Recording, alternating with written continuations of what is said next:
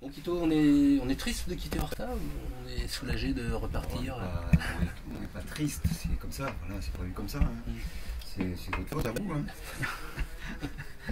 Moi, on serait bien resté un peu plus. Maintenant, voilà, on a un petit job à faire, c'est de rallier La Rochelle. Bon. Et on sent que ça va pas être simple, Mhm. voilà, comme d'habitude, voilà, parce qu'on nous vend toujours les trucs où ça va être super rapide, etc. Et puis au fur et à mesure qu'on déchiffre les fichiers météo, on voit que tout le monde n'est pas d'accord et qu'on s'attend à un golfe de Gascogne compliqué. Ouais, bon. Qu'est-ce que tu te donnes comme objectif là, compte tenu du classement là? C'est quoi l'objectif? Déjà, arriver à La Rochelle, Ok. voilà, en entier. Mhm. Voilà, essayer de faire une belle trajectoire. Ouais. Là, l'objectif en termes de classement, c'est essayer de rester sur le podium. Hein. Bien sûr. Mhm. Devant, ils sont loin devant, donc il n'y a pas possibilité voilà, de gagner une place. Par contre, il n'y a pas la possibilité d'en perdre. Donc on va essayer de ne pas le faire. Ouais, ouais. Tu restes en double, tu ne renouvelles pas ton équipier, contrairement à beaucoup d'équipages. Ça, c'était prévu dès le départ. T'es content avec ça, Oui, c'était prévu comme ça. Et puis on s'entend bien avec Alex. Il n'y a pas de raison de changer une équipe qui fonctionne. En fait, on avait prévu. Le seul truc qu'on avait un peu prévu, c'est que Jacques puisse nous rejoindre ici. Et puis ça n'a pas été possible parce qu'il n'est pas réparé encore. Voilà, donc ça a été vite oublié. J'espère qu'on le retrouvera à La Rochelle. Ouais. Cette épreuve en 2 étapes comme ça, en double, avec des gars qui sont en 3 ou 4, de manière très globale, qu'est-ce que tu en penses? C'est plutôt bien, sympa. ça laisse de la liberté.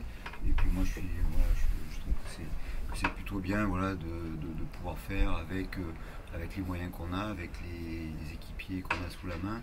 C'est pas toujours simple de trouver des équipages voilà, sous une transat qui est un peu longue.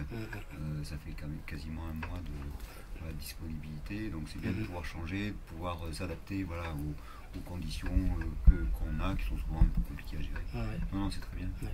Sans vouloir déjà faire des bilans, mais une transat comme ça d'ouest en est au mois d'avril, c'est costaud, c'est copieux, c'est ce que tu attendais?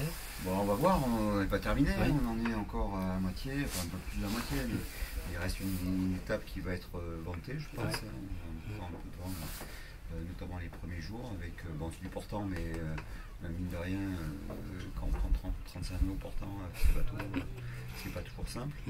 Donc on verra, mais bon, globalement c'est une transat que moi j'aime bien parce qu'on est effectivement le mauvais temps, on prend plutôt dans le bon sens. Donc c'est plutôt sympa. Ouais.